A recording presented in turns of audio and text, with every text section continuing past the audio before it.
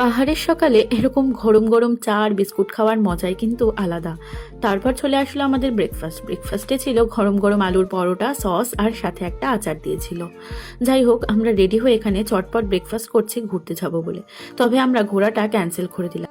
দার্জিলিংয়ের রাস্তায় এতটাই জ্যাম যে আমাদের হোটেল থেকে ঘুম স্টেশন যেতে 3 ঘন্টা লেগে যাচ্ছে, আর বাচ্চাকে নিয়ে এতক্ষণ গাড়িতে বসে থাকা অসম্ভব ব্যাপার। তাই আমরা ডিসাইড করলাম হেঁটে হেঁটে এদিক ওদিক যতদূর ঘোরা যায় ঘুরে নিই। ঘুরতে ঘুরতে আমরা কিন্তু এই গাড়িটার দেখা পেলাম, যেই গাড়িটাতে কিট্টু উঠে কিন্তু খুব মজা পেয়েছিল।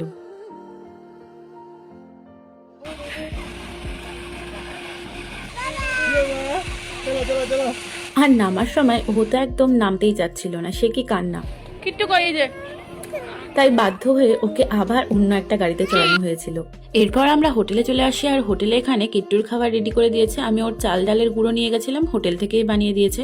ওকে খাইয়ে আমরাও লাঞ্চ সেরে নিলাম, তারপর খানিকক্ষণ রেস্ট নিয়ে বেরিয়ে পড়লাম ঘুরতে। দার্জিলিংয়ে গিয়ে আর কোথাও না গিয়ে ম্যাল রোডে গেলেই কিন্তু চলবে। এখানে সবসময় মানুষের ভিড়, মানে সবসময় জায়গাটা জমজমাট থাকে।